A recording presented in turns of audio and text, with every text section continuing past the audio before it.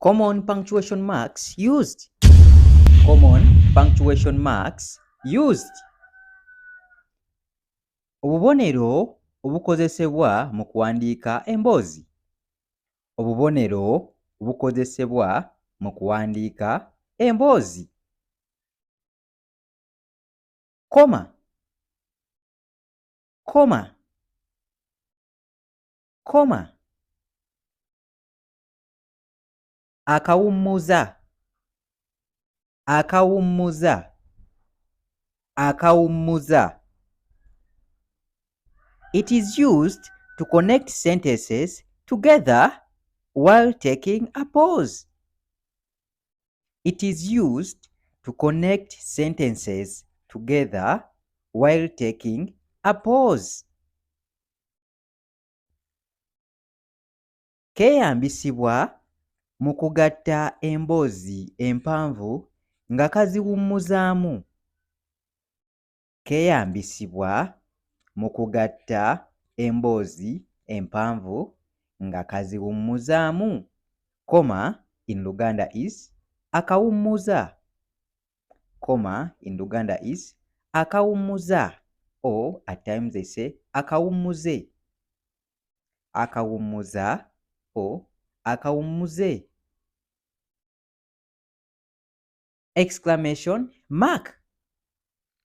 Exclamation mark. Exclamation mark. Akabonero akeewuunya. Akabonero akeewuunya. Akabonero akeewuunya. It is used to show excitement or surprise. It is used to show excitement or surprise. It is used to show excitement or surprise.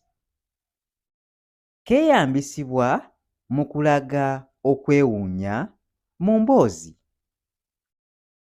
Keeyambisibwa mu kulaga okwewuunya mu mboozi.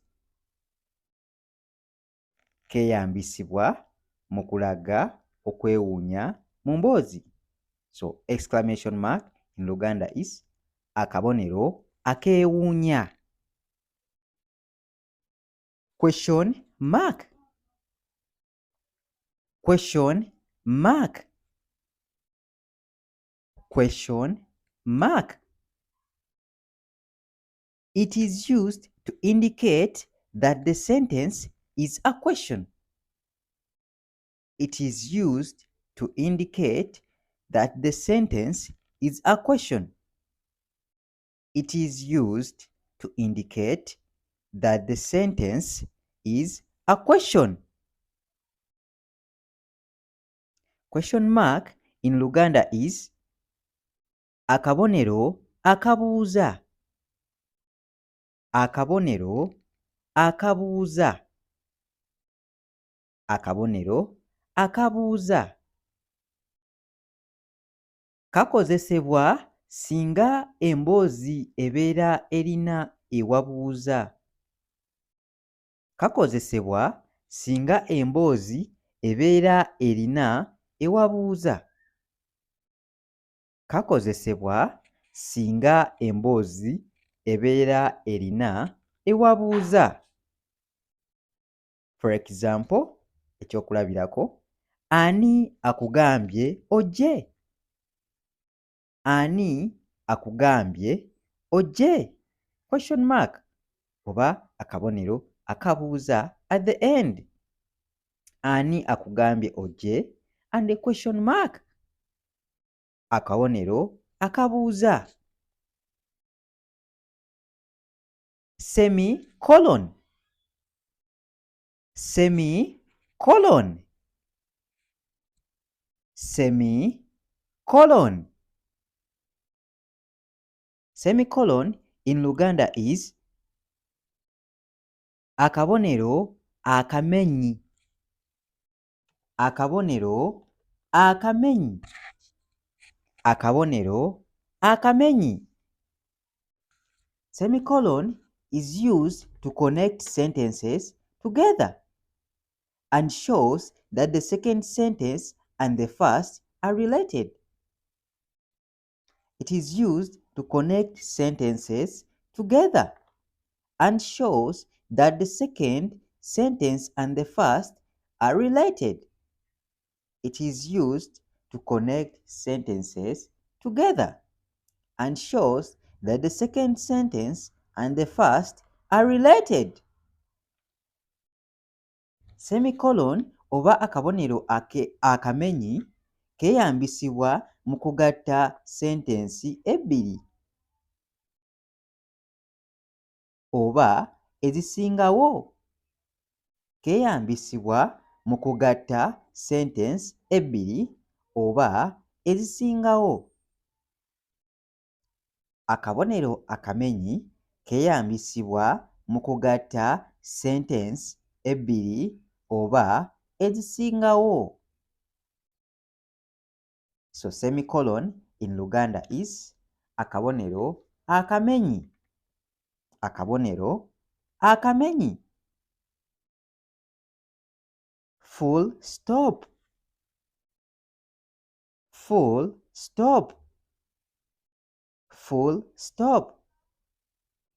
Full stop in Luganda is akabonero akafundikira. Akabonero akafundikira. Akabonero akafundikira oba akabonero akatonnyeze. Akabonero akatonnyeze. Akabonero akatonnyeze. So full stop, it is used to show the end of a sentence. Full stop is used to show the end of a sentence. Full stop is used to show the end of a sentence. Akabonero akafundikira kakozesebwa mu kumaliriza emboozi. Kakozesebwa mu kumaliriza emboozi. Akabonero akafundikirwa kakozesebwa mu kumaliriza emboozi. Okay, let's go to the next mark. Slash. Slash. Slash. Slash in Luganda is akabonero akasittale. Akabonero akasittale. Akabonero akasittale. Slash is used to replace O. Slash is used to replace O. Slash is used to replace O. Slash is used to replace O.